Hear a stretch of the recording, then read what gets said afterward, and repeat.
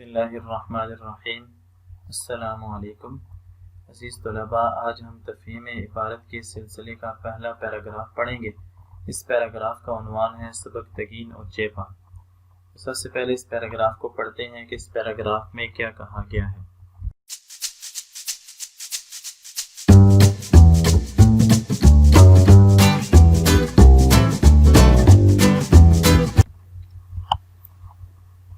पंजाब की हद उन दिनों में गजनी की हद तक फैली हुई थी और राजा यहाँ का जयपाल था।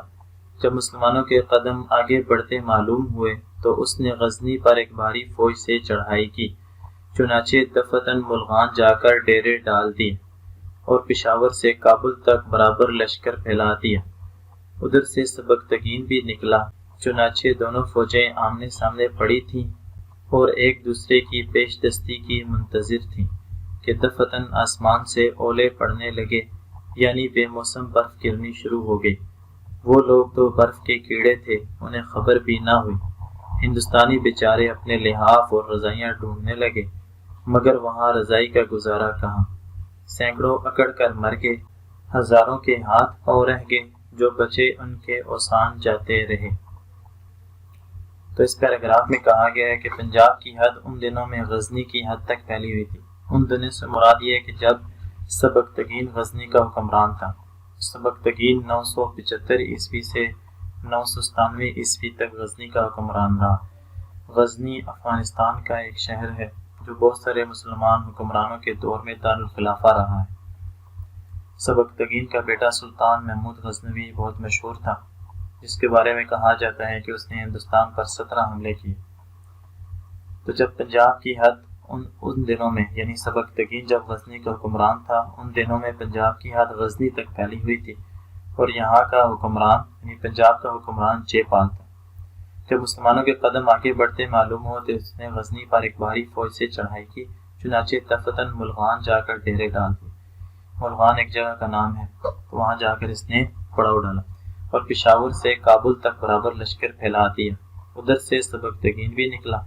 चुनाचे दोनों फौजें आमने सामने पड़ी थीं और एक दूसरे की पेशदस्ती की मुंतजिर थीं। पेशदस्ती यानी एक दूसरे के हमले की मुंतजिर थी कि दफतन आसमान से ओले पड़ने लगे, यानी बेमौसम बर्फ गिरनी शुरू हो गई। वो लोग तो बर्फ के कीड़े थे, उन्हें खबर भी ना हुई।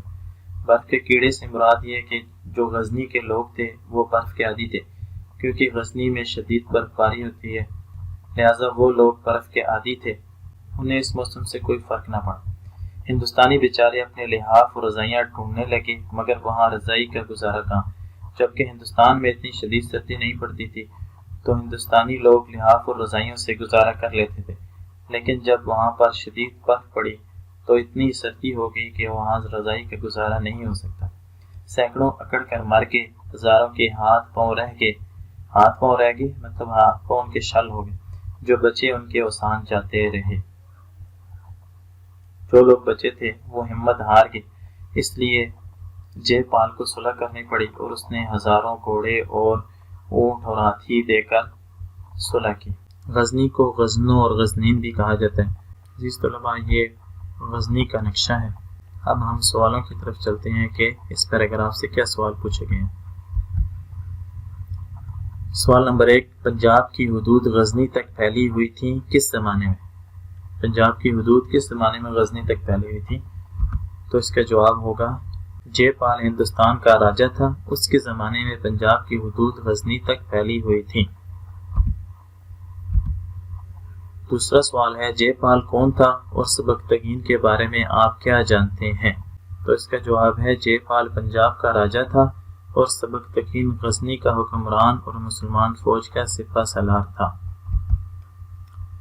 अजीज तलबा, तीसरा सवाल है वो लोग तो बर्फ के कीड़े थे, कौन बर्फ में रहने के आदी थे?